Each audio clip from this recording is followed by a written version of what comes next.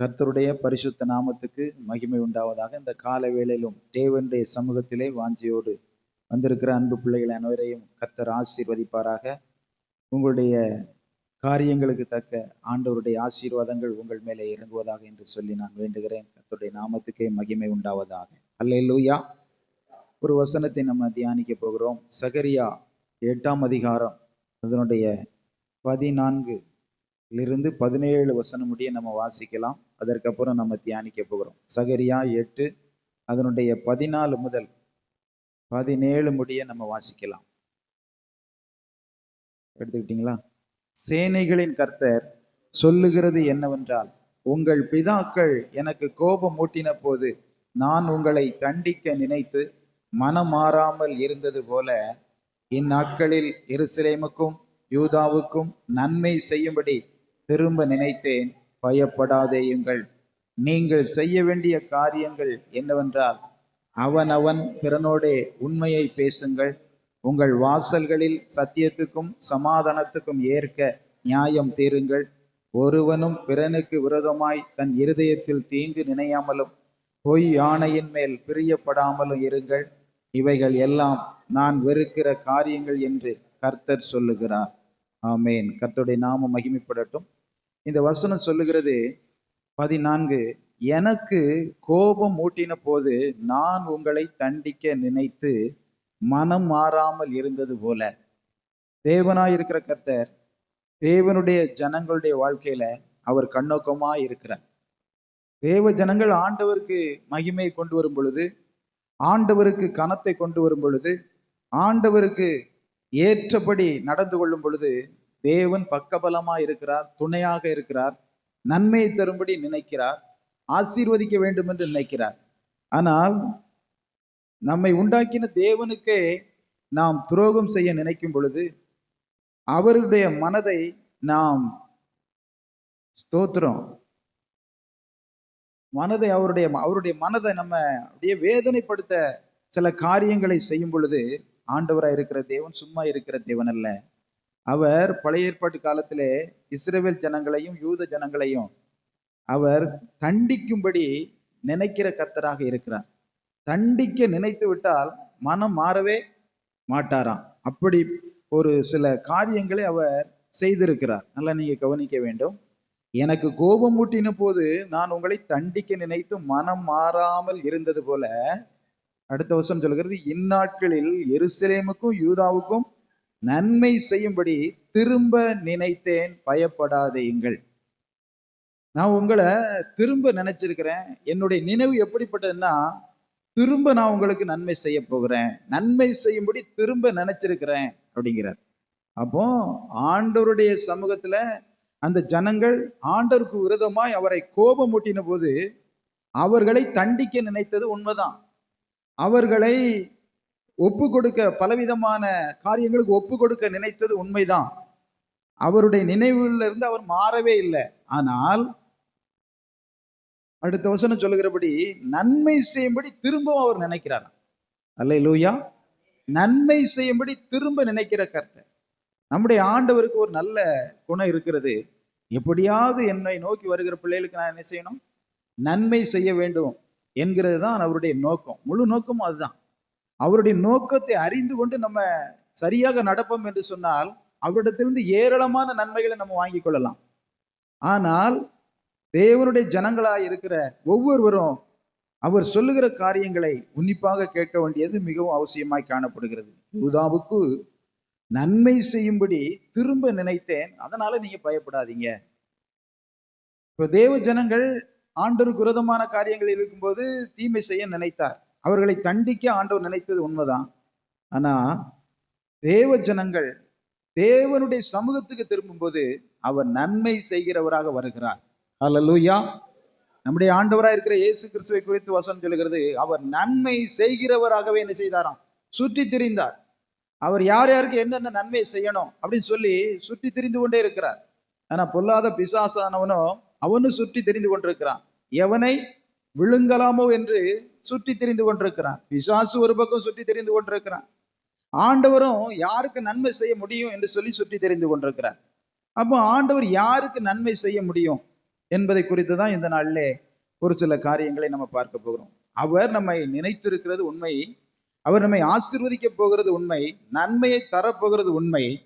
அந்த நன்மையை நாம் பெற்றுக்கொள்வதற்கு பயப்படாதபடிக்கு சில காரியங்களை நம்ம செய்யணும். உங்களை நான் திரும்ப நினைச்சிட்டேன், உங்களுக்கு நான் நன்மை செய்ய போகிறேன் என்று அவர் சொல்லுகிறார். அப்படி நன்மை செய்ய நம்முடைய வாழ்க்கையில் நாம் எப்படி பாத்திரவான்களாய் நடந்து கொள்ள வேண்டும் என்பதை குறித்து அடுத்த வசனங்களை நம்ம பார்க்க போகிறோம். அடுத்த வசனம் வாசிங்க. நீங்கள் செய்ய வேண்டிய காரியங்கள் என்னவென்றால், ஆண்டவரே சொல்லார் பாருங்களேன், நீங்கள் செய்ய வேண்டிய காரியங்கள் என்னவென்றால், முதல் பாயிண்ட், அவன் அவன் பிறனோடே உண்மையை பேசுங்கள். முதல் பாயிண்ட் என்ன பாயிண்ட்னா, அவன் அவன் பிறனோட எப்படி இருக்கணும்? உண்மையை பேசுங்க. முதல்ல நீங்க உங்க காரியங்கள் எப்படி இருந்தாலும் பரவாயில்ல, முதல்ல உங்களுடைய பேச்சு சுத்தமா இருப்பதாக என்று ஆண்டவர் சொல்லுகிறார். பிறனோட நீங்க எப்படி பேசுங்க? உண்மைய பேசுங்க. அப்பொழுது நான் உங்களுக்கு நன்மையை நான் என்ன செய்வேன் என்று ஆண்டவர் சொல்லுகிறார். பிறனோட உண்மையை பேசுங்கள். இப்ப நம்முடைய குடும்பத்துல இருக்க கணவன் மனைவி பிள்ளைகள் பெற்றோர்கள்லாம் இருக்கிறோம். கணவன் மனைவிக்கு உண்மையாக காணப்பட வேண்டும், மனைவி கணவனுக்கு உண்மையாய் காணப்பட வேண்டும், பெற்றோர்களுக்கு பிள்ளைகள் உண்மையா என்ன செய்யணும்? காணப்பட வேண்டும். கர்த்தருக்கு ஸ்தோத்திரம் உண்டாவதாக. நம்முடைய வேலை ஸ்தலங்கள்ல, வியாபார ஸ்தலங்கள்ல கோள்மால் இல்லாதபடி உண்மையாய் நம்ம இருப்போம் என்று சொன்னால், கள்ளத்தராசை பிடிக்காதபடிக்கு நல்ல தராசை நம்ம பிடிப்போம் என்று உண்மையாய் இருப்போம் என்று சொன்னால், கர்த்தர் நிச்சயமாய் நம்மை நினைத்து ஆசீர்வதிக்கிற கர்த்தராய் இருக்கின்றார். ஹல்லேலூயா. கர்த்தருடைய நாம மகிமைப்படுவதாக. அப்போ வசனம் சொல்கிறது, உண்மையுள்ளவன் பரிபூர்ண ஆசீர்வாதங்கள் என்ன செய்வானா? பெறுவானா. ஜெபத்துல நம்ம உண்மையா இருக்கணும். ஒவ்வொரு நாளும் நான் காலை வேளையில ஜெபம் பண்ணிடுவேன் ஏசப்பா அப்படின்னு சொல்லிட்டு பல தீர்மானங்களை எடுக்கிறோம். அந்த டைம்ல போய் நீங்க ஜெபிக்க கற்றுக்கொள்ள வேண்டும். கர்த்தருக்கு உண்மையா இருங்க. அடுத்தால கர்த்தருக்கு கொடுக்கறதுல உண்மையா இருங்க, உழைக்கிறதுல உண்மையா இருங்க, கர்த்தருக்காக ஓடுகிறதுல உண்மையா இருங்க, உங்க வேலையில உண்மையா இருங்க, உங்க தொழில்ல, வியாபாரங்கள்ல, நீங்க கையெடுக்கிற எல்லா காரியங்கள்லையும் உண்மையா இருந்து பாருங்க. தேவன் நினைத்து நமக்கு நன்மைகளை தருவார். ஹல்லேலூயா. அவருடைய நன்மை ஏராளமா இருக்கிறது. அதனால தான் அவர் சொல்லுகிறார், நீங்கள் செய்ய வேண்டிய காரியங்கள் என்னவென்றால், அவன் அவன் பிறனோட உண்மையை பேசுங்கள். இரண்டாவது, உங்கள் வாசல்களில் சத்தியத்துக்கும் சமாதானத்துக்கும் ஏற்க நியாயம் தீருங்கள். கர்த்தர் சொல்லுகிறார், உங்கள் வாசல்களில் சத்தியத்துக்கும் சமாதானத்துக்கும் ஏற்க நியாயம் தீருங்கள். சத்தியத்தை தேவன் நம்முடைய கரங்களை கொடுத்திருக்கிறார். இந்த சத்திய வசனங்கள் என்னென்ன சொல்லுகிறதோ அதற்கு ஏற்க, சமாதானத்துக்கு ஏற்க நம்ம நியாயம் தீர்க்கணும். நம்மிடத்தில் வருகிற எந்த ஒரு காரியங்களா இருந்தாலும் சமாதானத்துக்கு ஏற்க நியாய தீர்ப்பை கொடுக்க வேண்டும். 2 பேரும் வழக்குக்கு வராங்கன்னு வைங்களேன், 2 பேரும் சமாதானமா போகணும். சமாதானத்தை சொல்லுகிற நாமும் சமாதானமா இருந்தாதான் சமாதானமா நியாய தீர்ப்பு என்ன செய்ய முடியும்? கொடுக்க முடியும். நம்முடைய தேசத்துல நடைபெறுகிற அநேக காரியங்கள் நம்ம பார்த்து கொண்டுதான் இருக்கிறோம். நியாய தீர்ப்பு எப்படி இருக்கிறது? சமாதானத்துக்கு ஏற்றவைகளை அல்ல, சூழ்நிலைகளை மோசமாய் மாற்றுகிறதாக சில சமாதான குறைவான நியாய தீர்ப்புகள் எல்லாம் வருகிறதை நம்ம பார்க்கிறோம். ஆனால் தேவனுடைய பிள்ளைகளாய் இருக்கிற நம்ம ஒரு நியாய தீர்ப்பு செய்வோம் என்று சொன்னால் மற்றவர்களை, அது மற்ற ஜனங்களுக்கும் சமாதானம் பண்ணுகிறவர்களுக்கும் மிகுந்த ஒரு சமாதானத்தை கொண்டு வருகிற நியாய தீர்ப்பாய் இருந்தால் அதுதான் உங்க வாசல்களே இருக்க வேண்டும் என்று ஆண்டவர் சொல்லுகிறார். முதலாவது உண்மை. இரண்டாவது, சமாதானத்துக்கு ஏற்றவைகளை நம்ம சிந்திக்கணும், அதை செயல்படுத்த கற்றுக்கொள்ள வேண்டும். மூன்றாவது, ஒருவனும் பிறனுக்கு விரோதமாய் தன் இருதயத்தில் என்ன செய்யக்கூடாது? தீங்கு நினையக்கூடாது. ஒருவனும் பிறனுக்கு விரோதமாய் தன் இருதயத்தில் தீங்கு நினையாமலும். நம்ம இந்த உலகத்துல பயமில்லாமல் வாழ்வதற்கு ஆண்டவர் சொல்லுகிற நல்ல வழிமுறைகளை கவனித்தால் மிகுந்த ஒரு ஆசீர்வாதங்களை பெற்றுக்கொள்ளலாம். மூன்றாவது சொல்லுகிறார், இருதயத்தில் தீங்கு நினைக்காதீங்க. பிறனுக்கு விரோதமாய் நம்ம தீங்கே என்ன செய்யக்கூடாதான்? நினைக்க கூடாது. அவனை எப்படியாவது கீழே தள்ளிடலாமா, எப்படியாவது பல காரியங்களை உண்டு பண்ணி அவர்களை இருக்கிற ஸ்தானத்திலிருந்து தள்ளிவிடுவதற்கு எந்த ஒரு மனிதனும் முயற்சி செய்யக்கூடாது. விரோதமான காரியங்கள் எழும்பக்கூடாது. அப்படி சிலர் அவருடைய கிரியைகளை பார்க்கும்போது இவர்களுக்கு விரோதமாக எழும்புகிறார்கள் என்று சொல்லி அவருடைய செயல்பாடுகளை நம்ம கண்டுகொள்ளலாம். ஆனா கர்த்தர் சொல்லுகிறார், உங்க இருதயத்துல கூட விரோதமா தீங்கு என்ன செய்யக்கூடாது? மற்றவனுக்கு விரோதமா நினைக்க கூடாது. அப்படி நினைத்து நமக்கு என்ன ஆக போகுது? அப்படி நினைச்சு என்னதான் ஆக போகுது? ஒண்ணுமே ஆக போகிறது இல்லை. நம்ம ஆண்டவர் காட்டுல வழியில உண்மையாக சமாதானத்துக்கு ஏற்றவைகள் சிந்தித்து சமாதானமாக நம்முடைய இருதயத்தில் தீங்கு நினையாதபடிக்கு வாழ்வோம் என்று சொன்னால் அவர் எந்த அளவுக்கு முன்னாடி நம்மளை தண்டிக்க நினைத்தாரோ, உங்களை தண்டிக்க நினைத்தாரோ, திரும்பவும் நம்ம நினைத்து நம்மை ஆசீர்வதிக்க அவர் விரும்புகிறார். அதனால் நீங்க பயப்படாதீங்க. நான் சொல்லுகிற காரியங்களை மட்டும் கடைபிடிச்சா போதும், நான் உங்களுக்கு நன்மை செய்வேன் என்று கர்த்தர் சொல்லுகிறார். நான்காவதான, பொய் ஆணையின் மேல் பிரியப்படாமலும் இருங்கள்.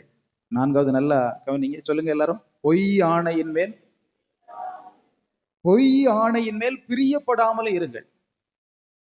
நம்ம சில காரியங்கள்ல, சில சம்பவங்கள்ல செய்யும் பொழுது அப்படியே நம்ம ஆணையிட்டுருவோம். நான் அதை உனக்கு செஞ்சிருவேன், இதை இப்படி செஞ்சிருவேன், அப்படி செஞ்சிருவேன் சொல்லிட்டு ஒரு ஆணையை நம்ம சொல்லிடுவோம்.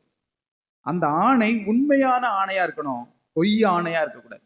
இதை இதெல்லாம் செய்வேன், இதை இதெல்லாம் இப்படி அப்படின்னு சொல்லிட்டு அந்த உண்மையான அந்த ஆணைக்கு விரோதமாக பொய் ஆணையின் மேல் பிரியப்படாமல் இருங்கள். அல்லது எதிர்காலத்திலாம் இப்படிலாம் காணப்படுவேன், இப்படிலாம் உங்களுக்கு செய்வேன் அப்படின்னு சொல்லி சில மக்கள் வந்து இது மேல சத்தியமா, அது மேல சத்தியமான்னு சொல்லிட்டு அப்படியே பொய்யா சத்தியம் என்ன செய்வாங்க, பண்ணுவாங்க.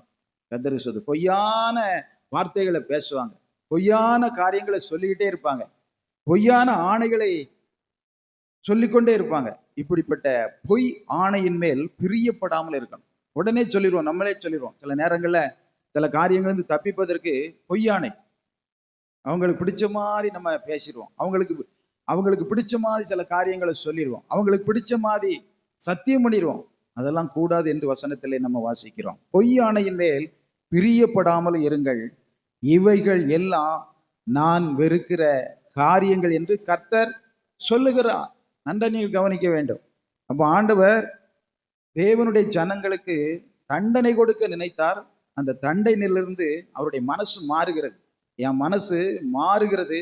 அந்த மனசு மாறுகிற அந்த மனநிலையை நீங்க பார்த்து நீங்க திரும்ப என்ன செய்யணும்னு சொன்னா, உண்மையை பேசணும், சத்தியத்துக்கும் சமாதானத்துக்கும் ஏற்க நியாயம் தீர்க்க வேண்டும், இருதயத்தில் தீங்கு நினைக்க கூடாது, பொய் ஆணையின் மேல் பிரியப்படாமலும் இருங்கள் என்று ஆண்டவர் சொல்லுகிறார். இப்படிப்பட்ட காரியங்கள் எல்லாம் கர்த்தர் வெறுக்கிறார். கர்த்தர் வெறுக்கிற காரியங்களை நம்ம வெறுக்கும் பொழுது தேவன் நிச்சயமாய் நமக்கு நன்மைகளை செய்வார். அல்லேலூயா. எந்த அளவுக்கு நம்ம தண்டனையை பெற்றுக்கொண்டோமோ, அவருடைய சமூகத்தில் நம்ம திரும்பவும் மனம் திரும்பி மனஸ்தாபப்பட்டு அவருடைய சமூகத்துக்குள்ளாய் ஓடி வருவதற்கு நம்ம எந்த அளவுக்கு ஆயத்தப்படுகிறோமோ, அந்த அளவை விட தேவன் திரும்பவும் நம்மளை நினைச்சு நம்மை ஆசீர்வதிக்கிற கர்த்தர் நம்முடைய வாழ்க்கையில இப்பொழுது வந்திருக்கிறார். நாம் அப்படியே முழங்கால் படிட்டு தெய்வ சமூகத்தை நோக்கி பார்த்து, ஆண்டவரே, நான் உண்மையை பேச வேண்டும், சத்தியத்துக்கும் சமாதானத்துக்கும் ஏற்க நியாய தீர்ப்புகளை கொடுக்க வேண்டும், எங்கள் இருதயத்தில் தீங்கு நினைக்க கூடாதப்பா, பொய் ஆணையின் மேல் பிரியப்படாமலும் பொய் ஆணை நாங்கள் சொல்லாமலும் உண்மையாய் நாங்கள் ஆணையிடுவதற்கும் அதன்படி நடந்து கொள்வதற்கும் எங்கள் அனைவருக்கும் கிருபை செய்ய வேண்டும் என்று நாங்கள் ஜெபிக்கிறோம். ஆண்டவரே, இப்படிப்பட்ட காரியங்கள் மேல தேவன் கண்ணோக்கமா இருக்கிறீரப்பா.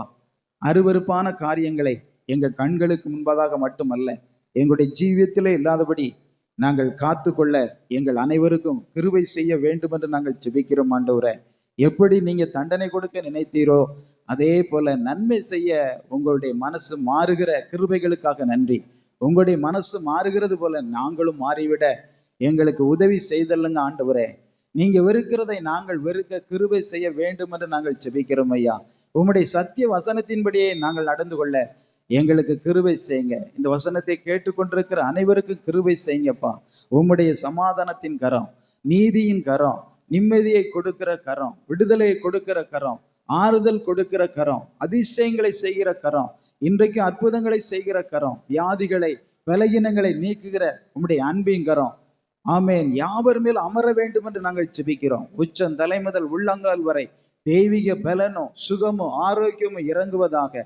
இந்த கால சூழ்நிலைகள் மாற்றங்களினால பிள்ளைகளுக்கு வருகிற பலகீனங்கள், பிள்ளைகளுக்கு வருகிற தொற்று கிருமிகள் எல்லாம் மாற்றப்பட நாங்கள் ஜெபிக்கிறோம். ஆண்டவரே, தடைகள் மாற்றப்பட நாங்கள் ஜெபிக்கிறோம். வறுமைகள் மாற்றப்பட நாங்கள் ஜெபிக்கிறோம். தரித்திரமான சூழ்நிலைமைகள் மாற்ற நாங்கள் ஜெபிக்கிறோம். ஆண்டவரே, உன்னதத்தின் ஆசீர்வாதங்கள் ஒவ்வொரு வாழ்க்கையில் வரும்படி நாங்கள் ஜெபிக்கிறோம் ஐயா. உண்மையே உண்மையாய் நோக்கி கூப்பிடுகிற யாவருக்கும் கர்த்தர் அருகிலிருந்து சமீபமாயிருந்து சகலவிதமான நன்மைகளை கொடுக்க என் தேவன் போதுமான கர்த்தராக நீர் எங்கள் மத்தியிலே கடந்து வந்திருக்கிற கிருபைகளுக்காய் ஸ்தோத்திரம். குடும்பத்தின் மேல் கடந்து வந்திருக்கிற கிருபைகளுக்காய் ஸ்தோத்திரம். ஊழியத்தின் மேல் கடந்து வந்திருக்கிற கிருபைகளுக்காய் ஸ்தோத்திரம் ஆண்டவரே, ஸ்தோத்திரம் ஆண்டவரே. உண்மையே நாங்கள் நோக்கி பார்க்கிறோம் அப்பா. எங்கள் ஜெபங்களுக்கு நீங்க பதில் தந்து அற்புதங்களை செய்ய போகிற தயவுக்காக நன்றி செலுத்துகிறோம். எங்கள் ஆண்டவர் இயேசு கிறிஸ்துவின் நாமத்தில் ஜெபிக்கிறோம். எங்கள் ஜெபங்களும் நல்ல பிதாவே. ஆமேன், ஆமேன்.